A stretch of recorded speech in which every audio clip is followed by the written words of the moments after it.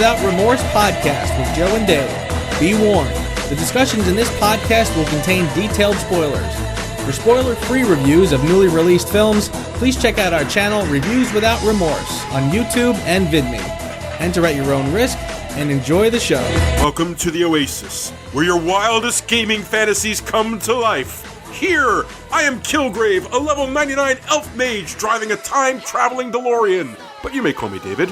And my fellow Gunter, who calls himself head of section, driving his Aston Martin DB5, Joe! That'd be what I would have. That's kind of what I figured. This is episode 59, and in this show we will discuss Joe attended SpyCon in Atlanta this weekend. Was it exciting? He'll tell us. Creed 2 started production in Philadelphia this week. Cutting it kind of close for that November 21st release date, aren't ya? A script has been written, a director chosen for Bill and Ted's Excellent Adventures Part 3. What? And lastly, pop culture meets video games meets Steven Spielberg. We discuss Ready Player One. Good luck to you, Mr. Franks.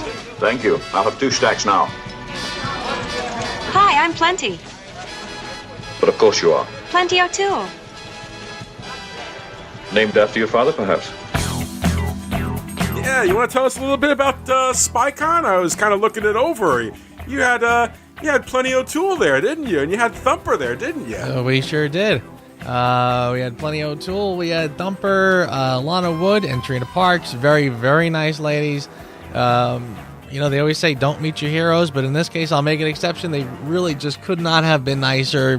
Very warm people. SpyCon 2018. It was in Alpharetta, Georgia, just outside Atlanta.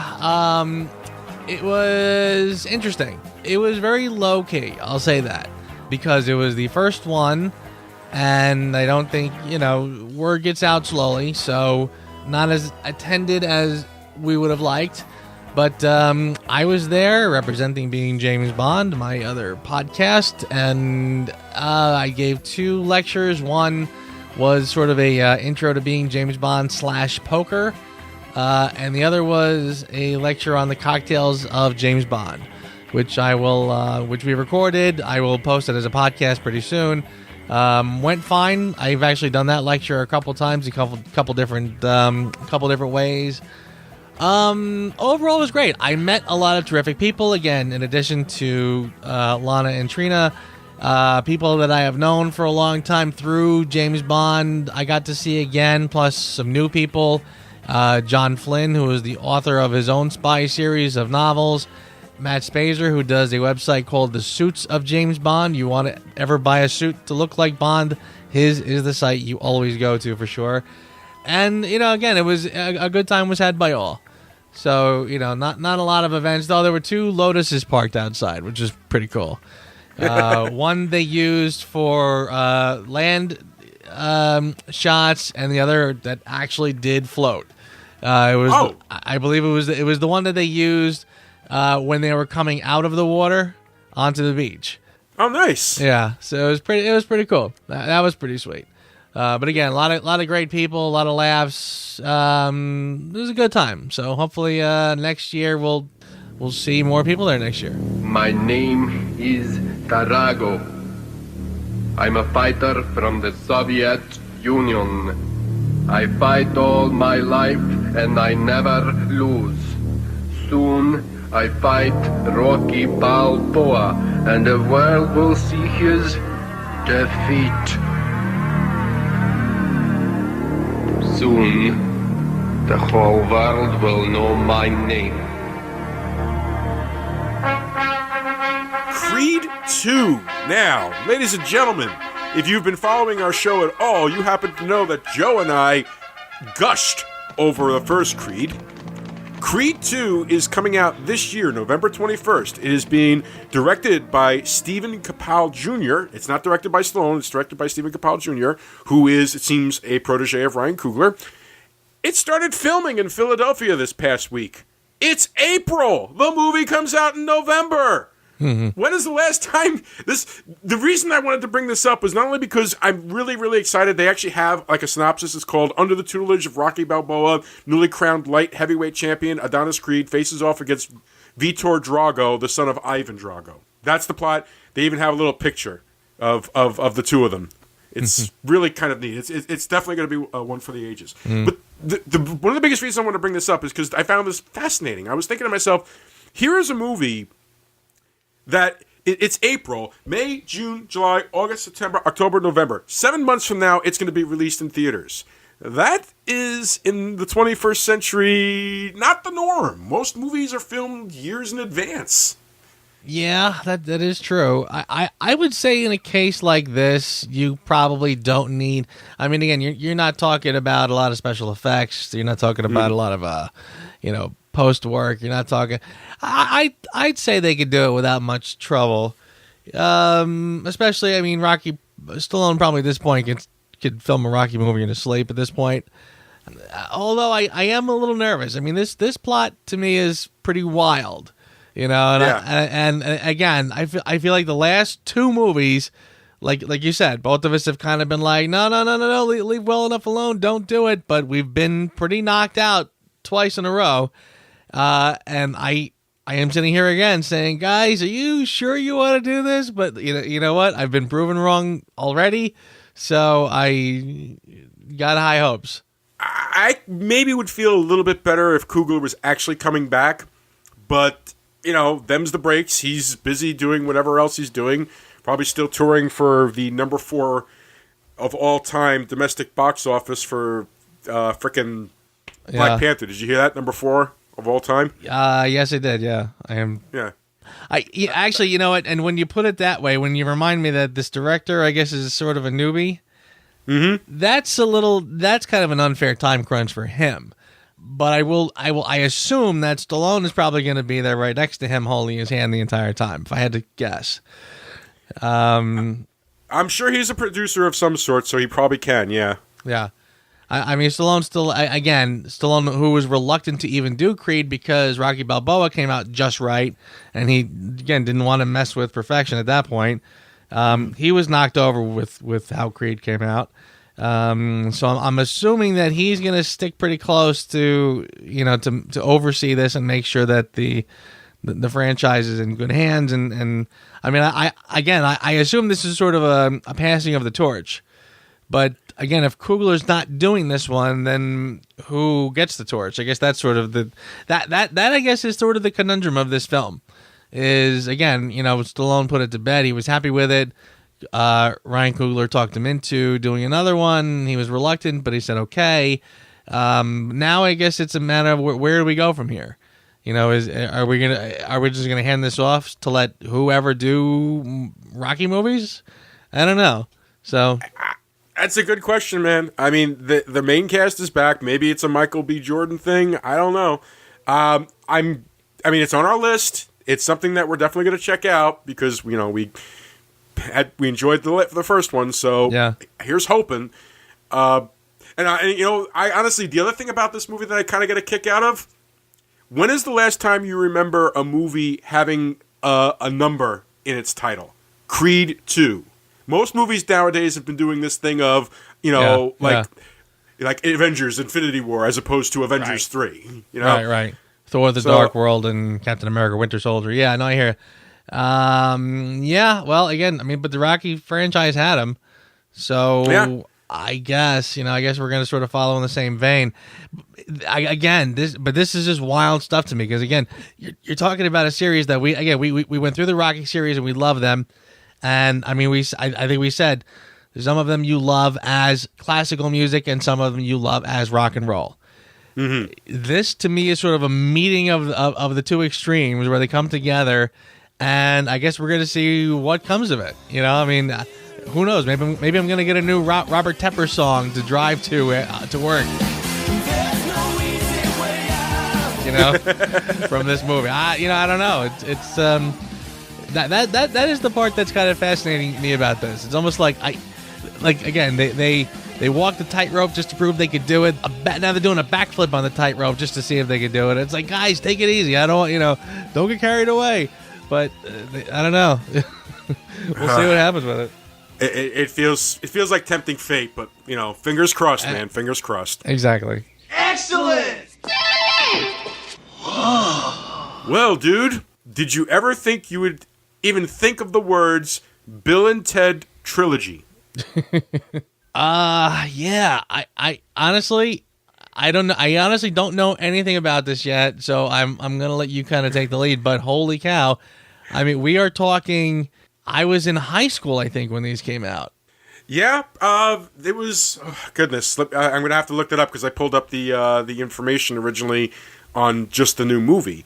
But yeah, the originals came out. I want to say actually, if I remember correctly, the movies had actually been complete for like a year, maybe 2 years, and then it just kind of got dumped out as let's just get it out there and get it over with, and it became like a huge hit.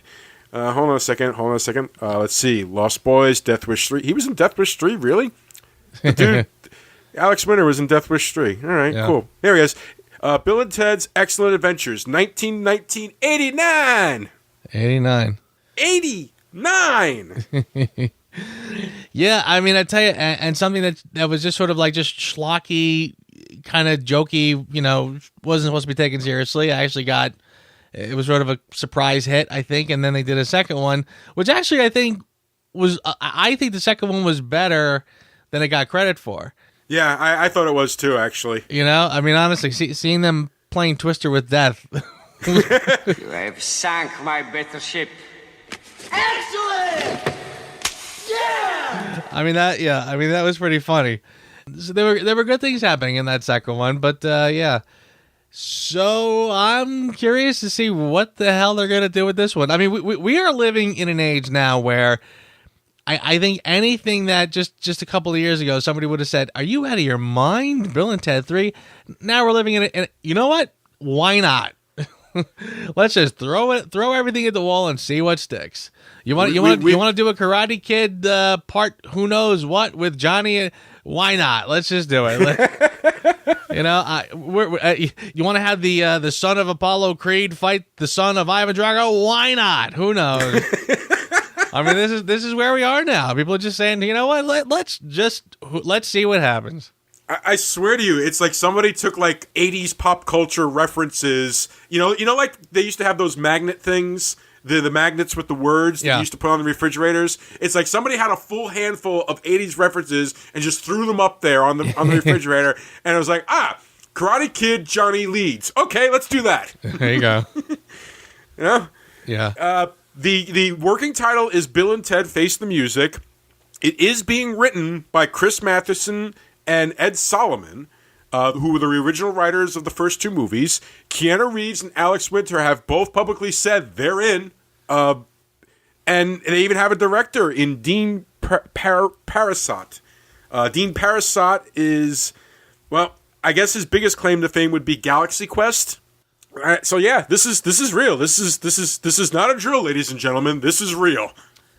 Yeah, I'm very curious to see what Alex Winter's been doing lately. I remember, after Bill and Ted, he had a short-lived show on MTV called The Idiot Box, which frankly was hysterical. Live from the Handy Mart on Main Street, it's a my way with Willard Strike. Hi, welcome to the show. Feels like it's going to be a big night tonight, folks. Feels like just about anybody can walk through that door. Julia Roberts, Winona Ryder, even Carol Shannon can walk through that door tonight, and if I have my way, they'd all come in the door. So, I'm just going to take a few extra caffeine pills and my beef sticks, just so I'll be ready for them. Yeah, yes! A lot of really funny things going on that. The Late Show with Willard Schreck, where he was basically a guy working in 7-Eleven and would perform his own talk show for the security cameras. Yep. There is no release date. There is no filming date. There is talk of getting William Sadler back as Death, but that's really all that's known at this point, that the script has been written, the director has been chosen, and it's moving forward. Oh, here's one for you that you're going to love. You know who one of the producers of the project is? Who? Steven Soderbergh. Wow. Yeah, okay. I figured you'd get a kick out of that. You know what? Here's another guy. You know what? I think I'll just do my next movie on an iPhone just for the hell of it, just to see if anybody notices. You know what? Why don't I do a Bill and Ted? All right.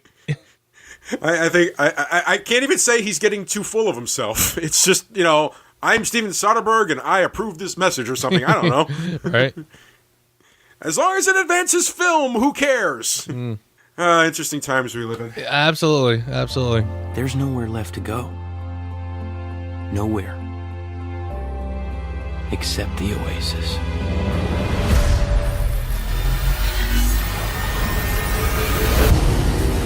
When the creator of a virtual reality world called the Oasis dies, he releases a video in which he challenges all Oasis users to find his Easter egg, which will give the finder his fortune. Written by Zach Penn and Ernest Cline, based on the novel by Ernest Cline, directed by Steven Spielberg, Ready Player One. And speaking of throwing just a ton of 80s nostalgia at the refrigerator to see what sticks. Seriously, I kind of feel like when I was picking the news stories, I was like, oh my god, this is so weirdly coincidental. Right? The perfect segues into this film. Not to mention that like Bill and Ted, there was a Bill and Ted reference in the movie that was kind of a key plot point. Oh, was it? Was there? Yeah, I mean, it's brief. It's really, really brief. Okay. For the first challenge, when he realizes that instead of going forward, go backwards. Right. He was like, yeah, just keep going backward really fast, like Bill and Ted. He just, it was a quick line that he threw out there. Okay, gotcha. All right, so Joe, I have read the book. And I have seen the movie. I want to start with you on this one because you have the freshest set of eyes on this. I might be a little too close to the material, so I'm curious your take on it. Yeah, all right. I'll tell you what. I will take it, even though I sort of feel a handicap, because honestly, I really struggled to get my thoughts together on this film. I actually ended up seeing it twice. I saw it the first time while I was still down in Atlanta. 2 power drinks later, I still could not keep my eyes open for this film, so I watched it again last night. So I've seen it twice now. I'm just going to say it. I don't think I cared for it. I didn't really get it. I feel like, again, it is... I'm really starting to say that this really could very well be almost the defining film where I say, you know what? I'm just getting too old for this shit. I mean, the film had so much going on the screen. There's so much happening there, and the action scenes are just so over the top and so flooded. I mean, we're going back. I felt like the action in this film was going back to the prequel days, where it was just like just so much shit happening on screen that you can't even sort of keep sense of what's where and who's what and yada yada. Visually, I mean, it's spectacular for sure. I feel like they probably did exactly what they wanted to do, and it looks exactly how they wanted to look. Story-wise, I struggled. I understood a lot of what they were throwing at me. I get the idea. We're living in the not so distant future where the whole world is basically just gone to hell. They're living in what they call the stacks. These trailers just stacked one on top of the other. And again, I notice in the opening credits as the kid is leaving and going to wherever, that everyone lives in these little trailers where they're living in this virtual world, right? Mm. And you notice it's hard not to notice that as this kid is passing, you're passing everybody's big open windows, and they're all inside doing something with the goggles on. Where one's boxing, one lady is even. Looks like she's pole dancing, and he could care less what's going on inside these windows. I mean, here's these people living their lives, doing whatever, and he has zero interest in what's actually happening. He just keeps on going till he gets to his own little spot to put his own goggles on and take off. All right, but frankly, I think the movie was losing me already because I was already starting to not quite get the idea. I mean, again, based on how much people had to invest in their little virtual reality world, some had suits that would, make so you could feel things better. Some people didn't. Some people had whatever. And again, they're walking on these little treadmills. At so many times during the film, I'm watching them, like sometimes they're walking on the treadmills, but sometimes they're not. And I'm like there's a lady bouncing him up and down on the couch while the stove is catching fire. The daughter's going, "Mommy, the house is going to catch fire," but of course she's so oblivious because she's in the. All right, and I'm getting that, but again, but she's bouncing on the couch, and there would be times when the physical reality that they're in didn't seem to jive with what was happening in the virtual world. So I kept kind of going back and forth with these little things, that inconsistencies that didn't make sense. And there's one part, for example, where the main character, when he's addressing the bad guy, and he's in the virtual world, and of course, there's a part where he takes 2 steps forward to go right up to his face to say something, but he's taking 2 steps forward in his little van. You know, I noticed that he didn't just take 2 steps and not move. He actually took 2 physical steps forward. So again, well, what happens if he bounces into the wall? What happens if he hits this? What happens if... So, I don't know. So, I mean, there was so many things where I couldn't really get the logic of it. Again, I know I'm a stickler for this sometimes, but again, I need the ground rules. I need the ground rules to understand what happens in this world or whatever. Anyway, so that was... I'm off to a rocky start with the film. The idea that he has all his virtual friends in the film. Okay, that's fine. And, he has the girl he's crushing on in the world who he meets and yada yada. The big buddy who's, the big guy who he's friends with, cool. And then later, almost 2/3 into the film, we kind of meet the real life versions of these people. And I kind of found that to be sort of jarring, because I'm saying to myself, well, first of all, when he meets the girl in real life, I remember thinking to myself, now again, he meets the girl, she's cute, her avatar is cute, and but I think he likes her more for her spunk than what she actually looks like. But of course, he says, I want to really meet you in real life, and she says, you'd be disappointed. And and I thought to myself, well, isn't that kind of the world we're living in, where people are kind of now living behind? I mean, even in the early days of chat rooms, you had fake names and you'd talk to people and you didn't really know who you were or whatever. And I remember thinking at that point, well, that's something a lot of people could sort of identify with. Well, later in the game, when he actually, again, and she says, no, you'll be disappointed. So you don't know what she could look like in real life. Well, then later he meets her, and of course she's adorable. She's cute. She's a cute little redhead. And the only blemish on her is this very hard to see kind of a birthmark that she has on her face. And I remember thinking, there's a lot of really chunky girls somewhere who are going to be annoyed, being like, oh, that's the big disappointment? Come on, the girl's adorable, for crying out loud. They were waiting for somebody who was maybe not so attractive or whatever, but he's supposed to see through that. No, she's adorable. Come on. But then, so that happened. And then, of course, 2/3 into the film, you start to meet the rest of the crew. And the one that there's a twist where his big burly friend ends up being a girl the whole time. And I kind of thought they sort of played on that a little too much, whoa, plot twist. And I was like, oh, I get it. All right. So, she's a girl who I don't know if they're suggesting that she identifies as a man and that's why her avatar is, or just it's more fun to play with a guy avatar, but it's, okay, it's a girl. And again, okay, fine. But again, the jarring part for me now is now I'm kind of trying to get on board with this new set of friends, this new cast of characters that I have yet to meet, but now I'm changing trying to respond to them as if we've known them throughout the whole film. Well, we kind of have, but not. So again, I understand that it's kind of, I guess, challenging perceptions in a lot of ways, but as a casual viewer, I'm struggling. Again, I'm struggling to relate to these people as people I've gotten to know so far. So anyway, I mean that's I'll take a breath and let you kind of jump in, because these are just some of the things that I noticed. And again, it was I said to myself, am I not getting the bigger picture here? But there was a few things like that. I mean, even his parents, he's got the kind of step parents. Mm-hmm. Or the aunt with the crummy, miserable guy she lives with. Right. I almost felt like you didn't meet them until kind of a little further into the story, It was almost like Spielberg going, oh, wait, hang on. My protagonist needs to be down on his luck. So let's introduce the crummy parents who are really rotten. And again, that serves us later because when they get killed later, we don't really mind so much because the guy was a jerk. That kind of thing. It was I almost there was a lot of like beats that had to be sort of met, and they do.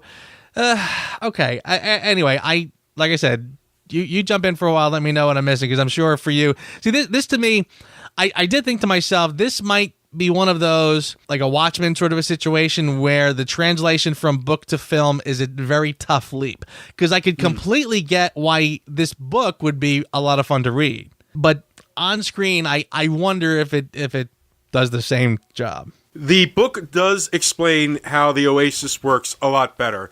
It's a system that you can have upgrades. Like what Wade has in the van, which in the book, by the way, he didn't have until much later because he was flat broke. What the little thing on the floor that he was running on, the little treadmill, that he didn't have, but it was like an upgrade that you can get. Normally, the only thing you needed to get into the Oasis were these haptic gloves and the goggles. And for people who don't know what a haptic glove is basically it is haptic sensors. A haptic sensor is something that takes a virtual sensation and tries to translate it into a real world. Okay. Right. So it'll make you, if you're wearing these gloves, it's like, oh, look, I'm picking up a piece of fruit. You can actually feel the piece of fruit in your hand. That's really what it's for, to make it more tangible. It's like the Wii controllers, but a more advanced idea. Exactly. And there are prototypes of these type of things in the wild. Yeah. And the whole point was supposed to be that you could upgrade the experience as you go along. It's one of the failures of the movie in the translation from book to screen, in that it didn't really give you the rules of the Oasis very well. I'm going to absolutely agree with you on that. Okay? At least how you interact with the Oasis. Because it was supposed to be that you could either use the haptic gloves as hand gestures, kind of like, the Minority Report hand gestures to move yourself around and stuff like that. Right. It was supposed to be like that. But the more advanced equipment that can have the things like the little treadmills and so on and so forth, or, whatever the hell it was that Sorrento was in, the frickin', presidential escape pod from Air Force One, which is what it reminded me of. Yeah, and that I can understand again, but there was, like I said, it was struggling. I was struggling with it because I felt like some people had it, some people didn't. There were times, like in the movie, where somebody could jump up and grab something in real life and hang off of it, and coincidentally, it would be there in the virtual world. And again, it was like a movie shortcut. Doesn't really make a lot of sense when you thought about it. I agree those were the way that they showed, like when the big fight scene happened at the end and the cars are going down the street and they're looking at all the people and everybody's doing taekwondo and stuff like that. Even I was kind of like, really? Come on. That's just right. The whole point of the Oasis is you're supposed to be able to do the things that you normally can't do. Okay. Right. Exactly. Right. I mean, you would see people running in. It's almost like, depending on the situation, like to have somebody running in the virtual world. Well, you'd need to see them actually running on the thing. But if they didn't happen to have one of those little treadmills, they can run in place and the same thing kind of works. You know what I'm saying? Yeah. They could have explained that. They could have at least attempted to explain that there are multiple ways of controlling your avatar within the world. Right. But what have you? That's one problem. And there are problems with this movie, but all told, and this is probably just because of who I am, I liked it. I liked it a lot. I felt it wasn't a faithful translation of the book. I was disappointed with some of the story beats that were lost. There was a whole section in the book where they had to go to a planet for the band Rush that recreated a planet that was from one of Rush's songs to find one of the clues. Okay. Because the Halliday character was a huge Rush fan. That didn't happen, and that kind of disappointed me. They just threw a couple of nods. Hell, they didn't even play a Rush song, so that disappointed me. Artemis was described in the novel as being, a Rubenesque woman. So, a little bit chunkier. Right. And I think that would have made a little more sense, frankly. Yeah, she still had the wine stain. They referred to it as like a wine stain on her eye. Right. In the novel. And this is nothing against any of the actors. I feel like all the actors did a fine job with the parts that they had. Agreed. But this is Spielberg. Spielberg could make, a freaking baby act, for God's sakes. Now, the other side, I really, I enjoyed it. And I know I probably enjoyed it mostly because of nostalgia and stuff like that. On being a gamer, as I've been unabashedly admitting to, I liked all the references. My son was giggling the entire movie. He loved it. He just had the greatest time watching that movie. And it's actually probably going to get him to finally read the damn book. He's had it for like a year. I enjoyed it for what it was. Okay, it was just a fun little romp, a nice little look into a fantasy world that honestly, Joe, is not as far away as you think it is. Yeah, there's that. I kind of agree with you there. I mean, honestly, there was a part of me that was watching this feeling like it really is kind of a minor leap from things that we have already, frankly. And you're right, not that far off. And yeah, I mean, I feel like we've seen kind of versions of this before, a little more primitive, obviously, but I mean, and of course, the thing I kept going back to was The Matrix. As I was sort of telling her about the movie, I said, imagine it was like The Matrix, but unlike The Matrix, where no one knows they're in it, here everyone knows they're in it, and they take advantage of it, and they have fun with it, and they like you said, like build avatars, and everyone can have whatever kind of car they want, and it's great. But then when you got into things like, I don't know, I mean, at some point I just felt like it was just so far out there that I felt like I was really just watching an exercise in what you can do in films now, and if you just threw everything at the screen and just tried to have fun with it.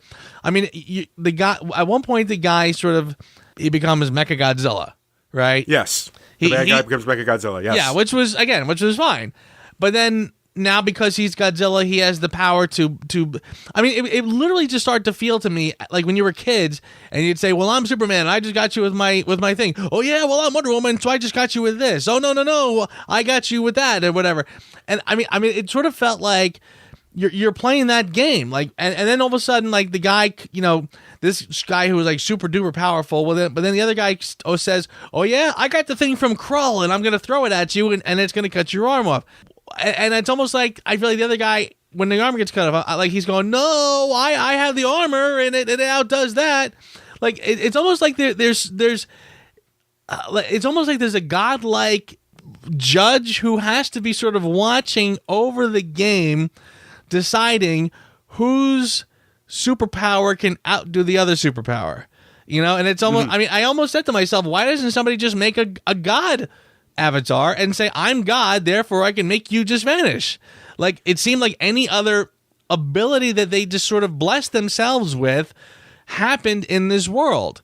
And again, I don't know why, like, for example, the Krull thing outdoes someone else's armor because one movie was better than the other, because one movie says, yes, this is how this works, and I don't know, like, it's almost like would the Krull thing go through Captain America's shield if somebody decided to be Captain America?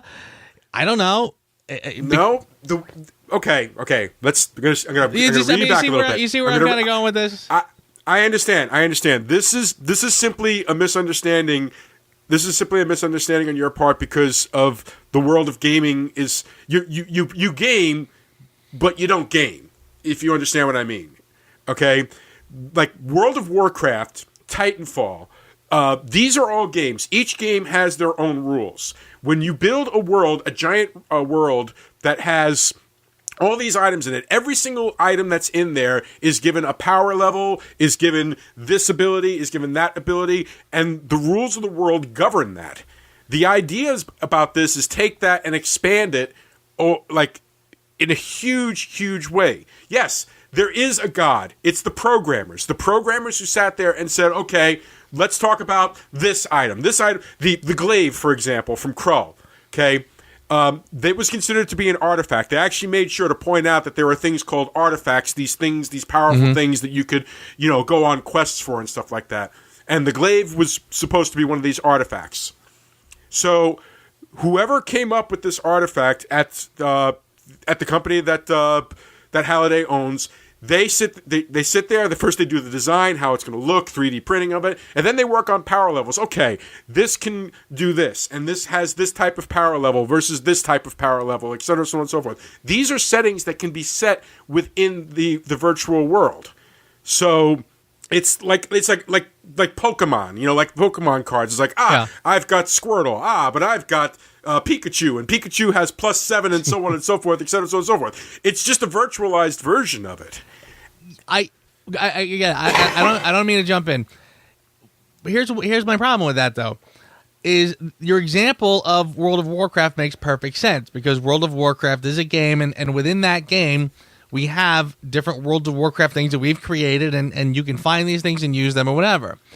The vibe that I'm getting from the Oasis is that anything you can think of that you decide to build, you can have. Like if the guy decides, I'm going to build an Iron Giant, he can have the Iron Giant, and it will do anything that the Iron Giant could do. And again, it's almost like, I almost feel like the example of World of Warcraft is like, well, imagine now if we had the World of Warcraft, and then we combine it with that game, combine it with that game, combine it with that game, and you just sort of just have anything you can think of. And if you say it has this power, it can have that power. Yeah, you're talking about the H character who was building the Iron Giant.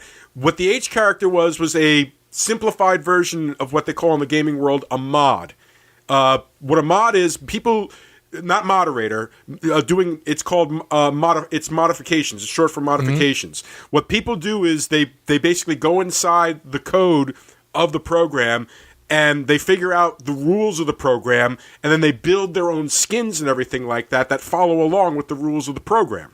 So, and the other thing that they didn't explain in the film either was that most of the things, even the stuff that you can build and create, all still fall within the rules.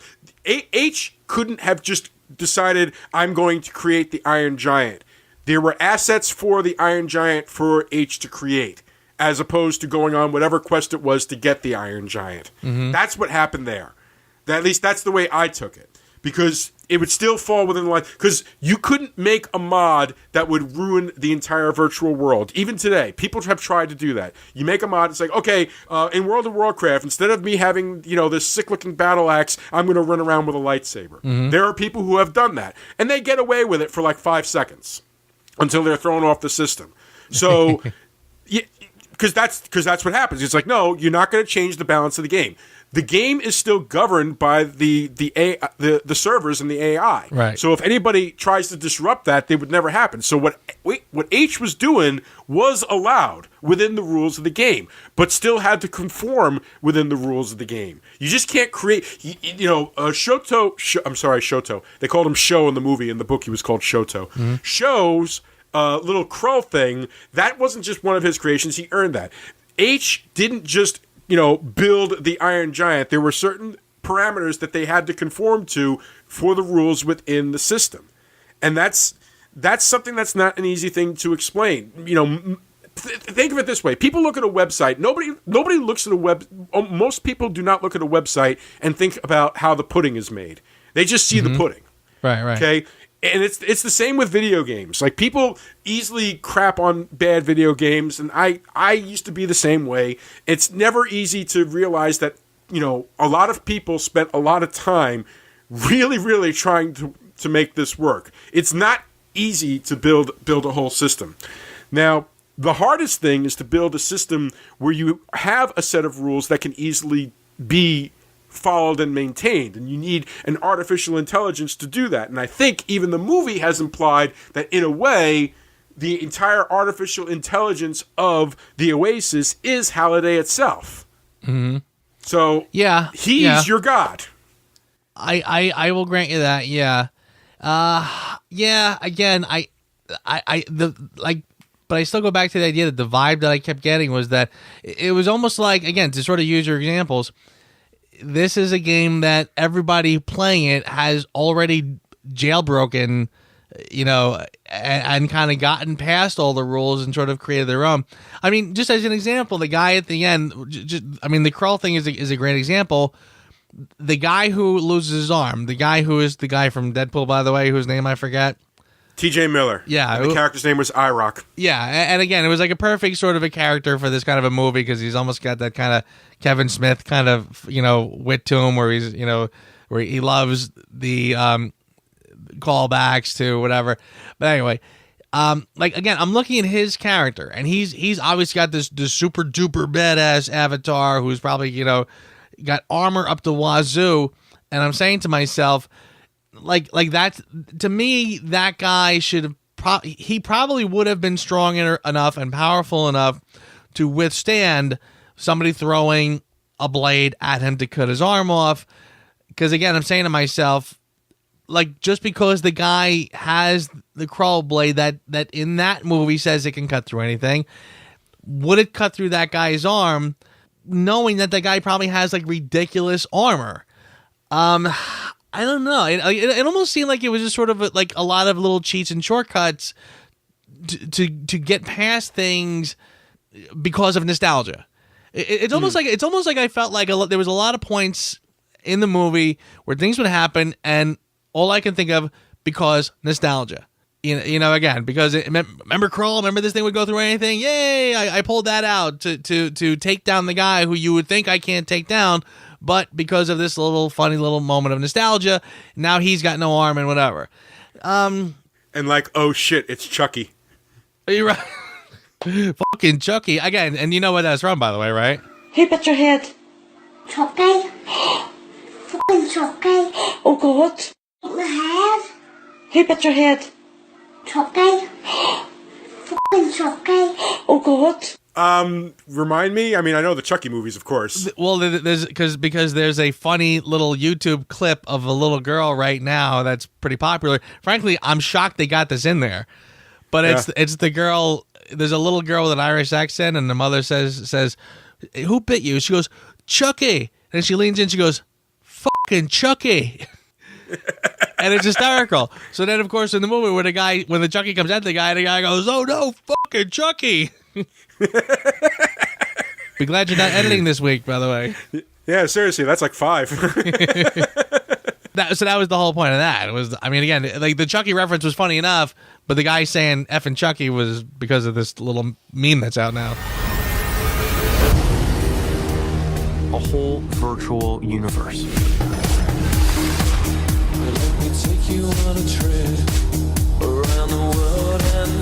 People come to the Oasis for all the things they can do. But they stay because of all the things they can be. Can you feel this? Yeah. Well, that was the thing. I mean, again, it's. I don't mean to suck the fun out of this movie because, again, there were a lot of references to things, and frankly, I mean, I kind of felt going in, this was going to be what this is about. It's a ton of references to pop culture things. I mean, actually, one of the interesting scenes for me was when they go into The Shining, which I thought was sort of odd because, again, I'm saying to myself, that to me is an odd film for them to choose to spend a good chunk of time exploring. But I mean, I liked it because I like The Shining, and I did like the idea that they did make it look oddly accurate, where it was almost like not only do they walk through the door and they step inside that room, but again, it would have been easy to recreate that room, for example, the big room with the typewriter in the middle, whatever. But they sort of gave it that weird feel too. That you really did sort of step into the actual film. The lighting was correct. Even just enough a little fuzziness in the film grain to make it feel like you're actually stepping into the film.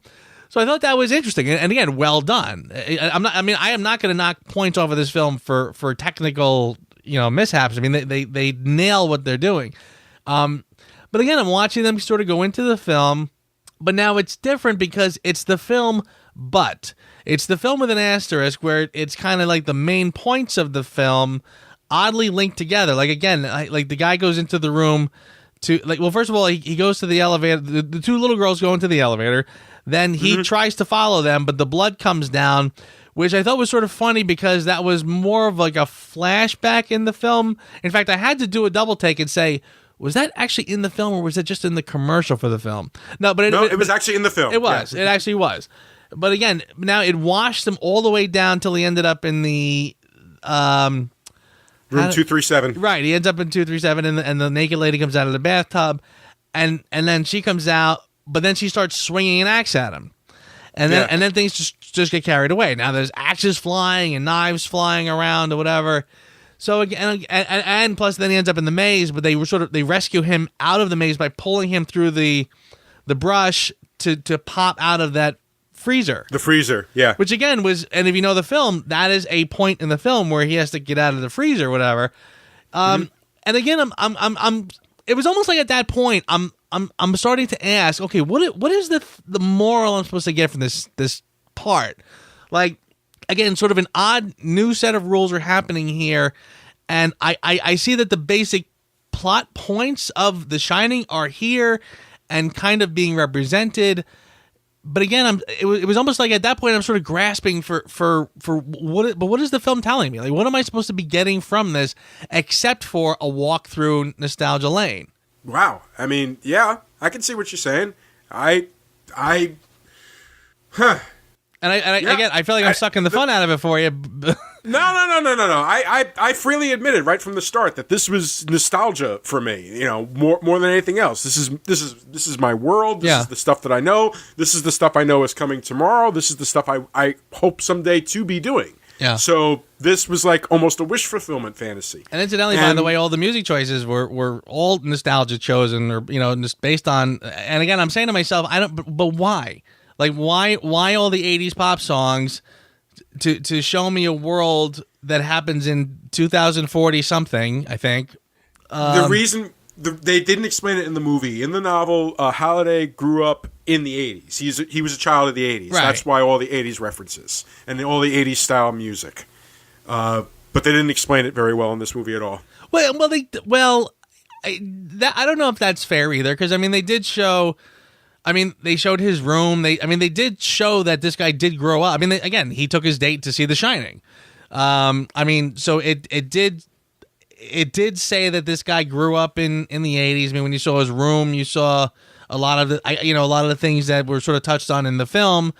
Show up in the guy's bedroom, right? Yeah, but not until the end. But I'm willing to say that that's a valid.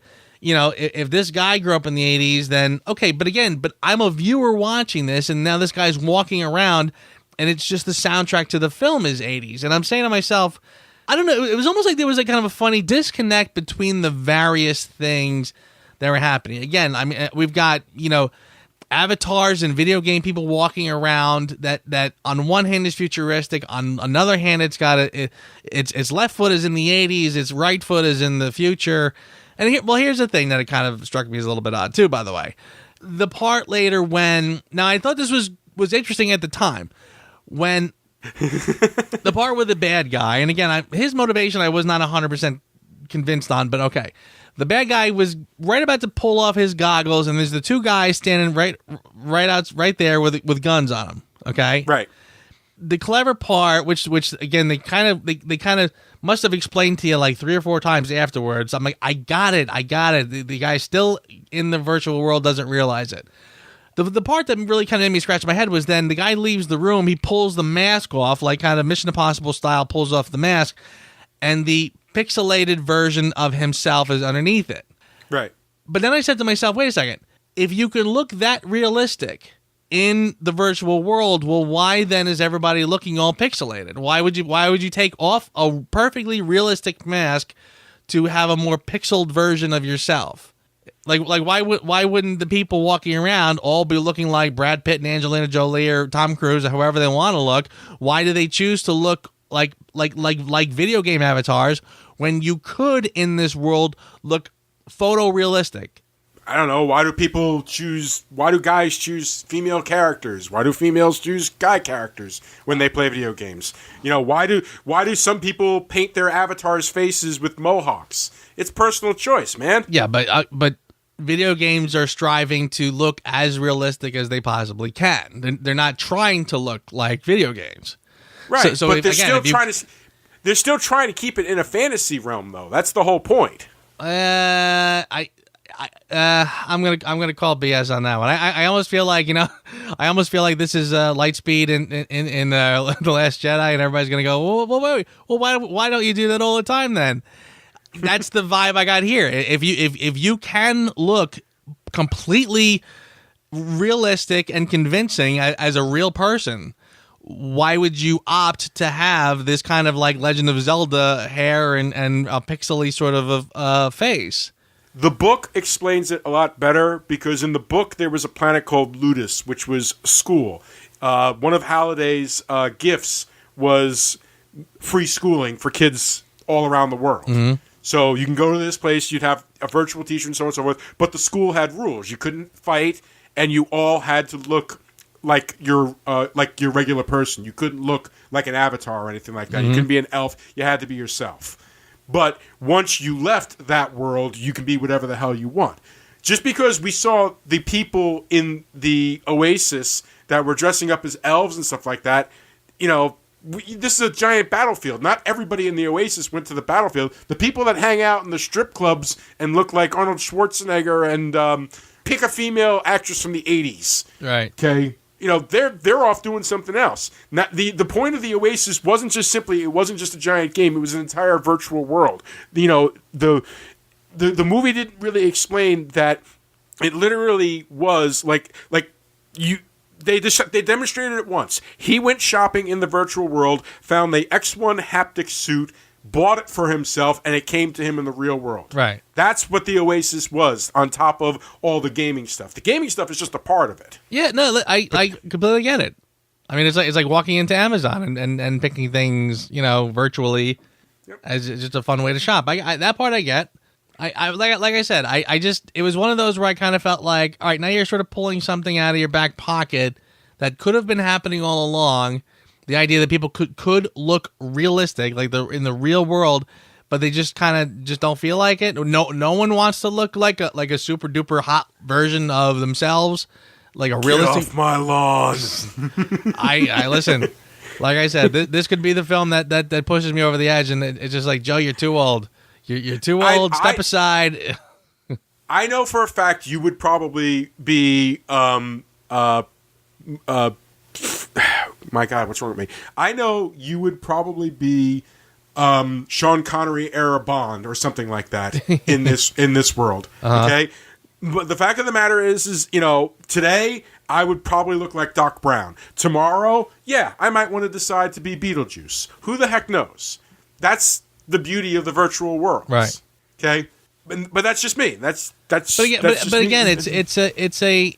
Again, we're not talking about what characters in the movie would choose to do. Like I said, I mean, again, I saw a guy in the movie who looked like Beetlejuice. I saw guys who looked like, but they looked like CGI versions intentionally. Again, like I'm saying, the fact that this guy can look like completely realistic without even. Why would somebody? If I was going to be Beetlejuice, why wouldn't I look like the exact Michael Keaton without looking all pixely? Welcome to the rebellion, Wade. And honestly, as I'm defending the technology less so than the scene, because you're kind of right. The scene was kind of ridiculous. It wasn't one of my favorite scenes. It wasn't in the novel. But actually, we're running long, dude. We're gonna have to get to scoring. Yeah. Okay. Can I let you go first? Because. All right. The truth of the matter is, I enjoyed the hell out of this movie, and I know most of that is nostalgia. Most of that is, playing video games for as long as I have in my life. I had a blast. It was fun. It was engaging enough. The special effects were great. I did love all the callbacks, and I laughed. I laughed, and I had fun. And so for that, I gave it a 7. And I really am. I'm glad I got to see it on the big screen. I think it looked really, really great. Is it perfect? No, it's not perfect. But I had fun. And sometimes that's okay. If something is fun and appeals to what you are, I'm going to celebrate it. And this movie definitely appealed to who I am. Yes, and I completely agree with everything you're saying. And again, I don't mean to sound like I'm taking the wind out of the room. Man. I feel that you probably have an advantage because, like you said, you read the book. The rules were sort of explained. The details were pretty much the groundwork was laid. So when it came time to watch it, you could just sit back and enjoy it for what it is. As a lay person walking into this world, meeting these people for the first time, I found a lot of it to be incredibly awkward. Story-wise, I found it awkward. I found that and again, we didn't even really get into the basic story of, the three keys. And I mean, again, this is sort of, the whole story is really not much more than Willy Wonka and the Chocolate Factory. Which is why all the commercials use the damn song. Right, yeah. But again, story-wise, I didn't see much there. Character-wise, I struggled a bit because, again, meeting the real-life versions of them so late in the game was a little jarring. The whole evil corporation, I mean, again, we're fighting with the evil corporation just because they're a big, rotten, evil corporation, and if they win this thing, it's going to be hell. Again, I think this film probably, like I said, I'm going to take a guess and say there was probably way too much to squeeze into a 2-hour film. It was a really big world to try to introduce you to in a small 2-hour window. And I'll just say it. Look, some of the big giant action scenes, the part where Steppenwolf shows up and the armies are all over the place and there's just things everywhere happening. And I mean, I get lost. I get lost watching this stuff. And again, I picked on it when the prequels did it. I picked on it when DC does it, and I have to call it here. I mean, when there's just way too much stuff going on, and I'm really struggling to pay attention. I freely admit I'm just getting a little old for this kind of stuff. I gave it a 4. Is it fair? I don't know. Maybe I'm missing it, and maybe I should just be looking at it differently. But again, is this something I can recommend to people? I don't know. I think this is a very niche kind of a film where you will love it. I'm sure Liam will love it. I'm sure a lot of people will absolutely love it, and there are people who will say to me, Joe, you just don't get it because you don't get this and you don't get that, and I accept that. I absolutely accept it. But again, as a film, as a person who is being introduced to this world, I really struggled with it, and I really couldn't get my hands around it. And honestly, I don't really feel the need to watch it again. All right, well, in that case, with a 4 out of a possible 10, Joe, for ADHD the movie, who asked you? Who asked me? I will go with the choice of the girl behind the Artemis character. Again, I kind of felt like that was a little bit of a cheat. Like I said, I feel like there are a lot of women who have read this book, who can identify with not being as attractive as you wish you could be, and being able to escape into a world where you're a little prettier than you are. And again, for them to use an actress who, again, was just perfectly adorable, like this redhead with this kicking little body on her. I mean, like she's not chunky at all. She's not whatever. And to have this tiny little blemish on her face that I was feeling for people who would probably say, no, go with it, and make her chunky, make her a little bigger, make her a little, I'm not saying you got to go shallow Hal levels of whatever, but again, but making her like a really cute girl doesn't. I kind of felt like that was a little bit of a betrayal of what that was. I'm going to agree with you on that one, actually. And I have nothing against the actress. I like the actress. I just felt that, yeah, it was. It hit her and Wade, actually, because in the book, Wade was also described as chunky with acne. There you go. I mean, and frankly, based on what they're telling us about this world where people have just sort of just called it quits, I mean, frankly, I kind of felt like this was going to be a little more like, and again, I feel like we've seen films like this that have explored this in different ways, and one of the ones that comes to mind is, what's the one with Bruce Willis where they have the robot versions of themselves? Surrogates, exactly. Yeah. Right. Yeah. And the best looking versions of themselves are all interacting while they're all home looking fat, sickly. So again, I thought the whole half of the point of this was that their real life counterparts were not very attractive. And I almost felt like, again, you're kind of, I guess you don't want to go too crazy in that direction, but again, I kind of felt like it was a little bit of a betrayal for people who might identify with the idea of escaping to a better version of themselves. Aw. Check you out being all sensitive about others and stuff. There you go. That's my middle name. Okay. My biggest problem, I mean, that was also... here's my biggest problem.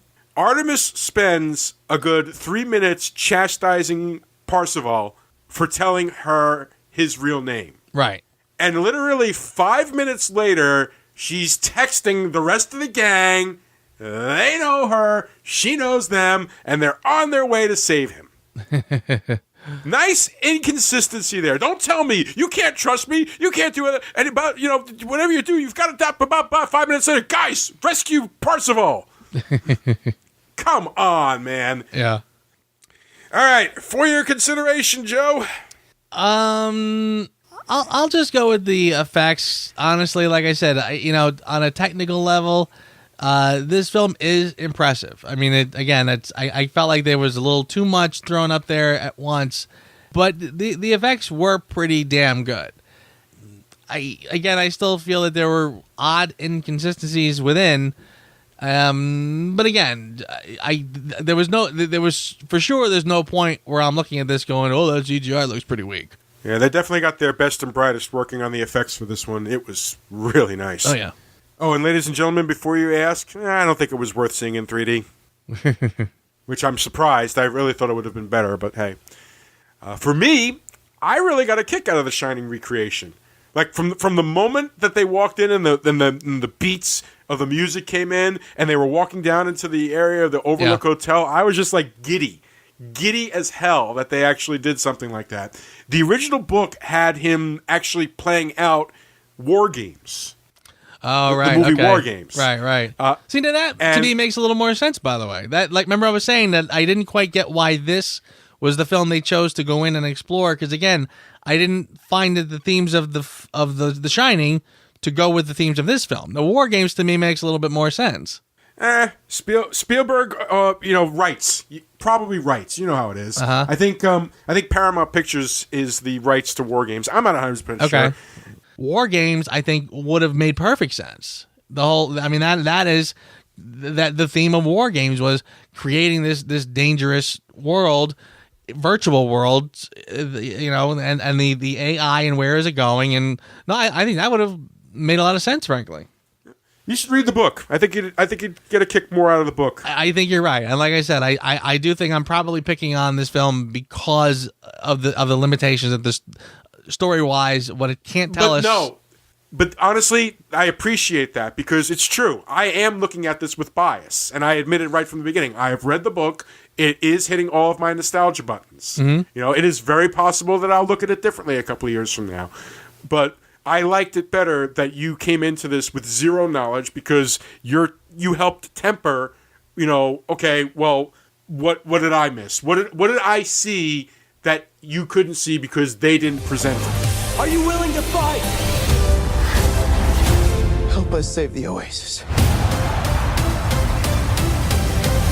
But ladies and gentlemen, next week we get back on the El Mariachi Trilogy bandwagon. Yeah. This, again, and we should apologize for the funky schedule, but again, it's absolutely not our fault because, Infinity War got bounced around, so there was a lot of last-minute just date changes for movies. So, our El Mariachi Trilogy is kind of bouncing around a little bit. Yep. So we got El Mariachi, we got the Desperado next week, then we've got the Avengers, then we've got Age of Ultron, then we've got Infinity War, and then we finally get to Once Upon a Time in Mexico. Right. All right, ladies and gentlemen, we're going to call it a night here. We're going to power down. Game over for us, so to speak. Game over! Joe, thank you so much for seeing this. I really appreciate you... Enduring? Yes! Oh, well, no, that's not the word. Let's just say... humoring me. Thank you for humoring me. I said to myself going in, I said, I hope David's not going to tell me this was another joke like Tomb Raider was. No, this was definitely not meant to be a joke. This is a big thing in nerd culture. Everybody loved this book and everything like that. But, that's 2 I owe you. So quite all right. And actually, I'm looking forward to watching other people's reviews now, which I purposely avoided until tonight because I wanted to go in fresh and untainted. But I am very curious to see what other people's reactions were. Well, ladies and gentlemen, you have a good night, a good week. Joe, until next week, sir. See you next time. Thanks for listening to the Reviews Without Remorse podcast with Joe and Dave. Join us here every Thursday for a new episode. And be sure to check out the Reviews Without Remorse channel on YouTube and VidMe for spoiler-free reviews of new releases, as well as in-depth discussions of current and classic cinema. If you enjoy this podcast, please consider becoming a patron. You can find our page at patreon.com. As little as $1 a month goes a long way. All clips in this podcast are used for commentary and critique, and is considered fair use. No copyright infringement is intended.